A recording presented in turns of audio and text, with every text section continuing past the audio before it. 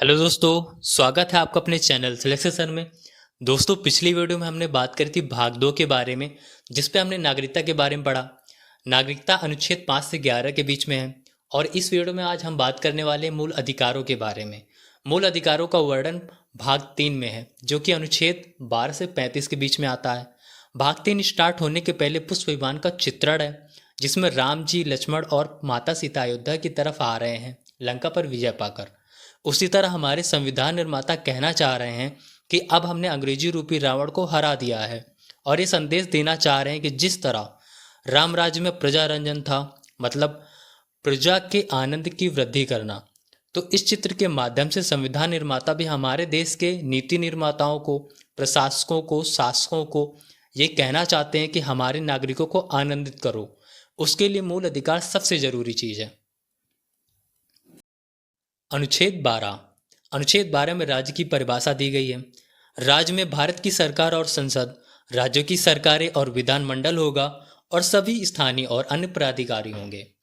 स्थानीय का मतलब पंचायत, नगर पालिका, और अन्य प्राधिकारी का मतलब जो भी सरकार के बिहाफ पे काम कर रहे हैं, चाहे वो विदेशों में कर रहे हों या और कोई प्रतिनिधि बनकर कर रहे हों।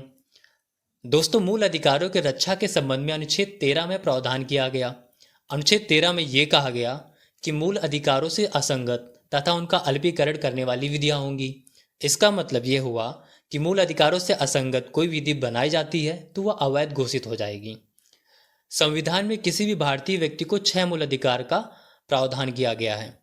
सबसे पहला समानता का अधिकार, जिसके बारे में अनुच्छेद 14 से 18 के बीच में बात करी गई है। दूसरा, स्वतंत्रता का अधिकार, इसके बारे में अनुच्छेद 19 से 22 के बीच में बात करी गई है। तीसरा, शोषण के विरुद्ध अधिकार, इसके बारे में अनुच्छेद 23 और 24 में बात करी गई है। चौथा, धर्म की स्वतंत्रता का अधिकार, इसके बारे में अनुच्छेद 25 से 28 के बीच में बात करी गई है। पांचवा, सांस्कृतिक और शैक्षिक अधिकार, इसके बारे में अनुच्छेद 23 और 29 में बात करी गई है।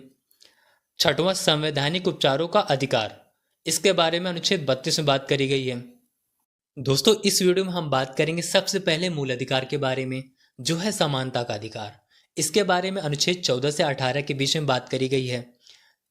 सबसे पहले बात करते हैं अनुच्छेद 14 के बारे में। अनुच्छेद 14 में विधि के समक्ष समानता का अधिकार है, मतलब विधि की नज़र में सब के सब बराबर होंगे, किसी भी व्यक्ति में भेदभाव नहीं किया जाएगा।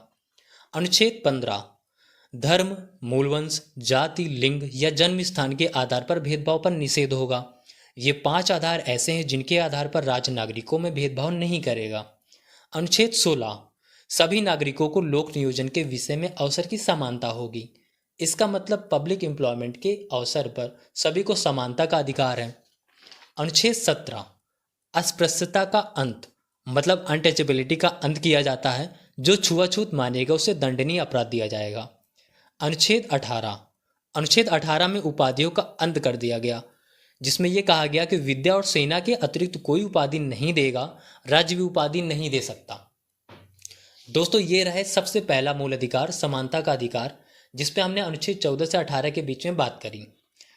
दोस्तों, अगर आपको वीडियो अच्छी लगी तो प्लीज़ वीडियो को लाइक करें और चैनल को सब्सक्राइब करना बिल्कुल भी ना भूलें, क्योंकि अगली वीडियो में हम बात करने वाले हैं दूसरे और तीसरे मूल अधिकार के बारे में। तब तक के लिए नमस्कार, धन्यवाद।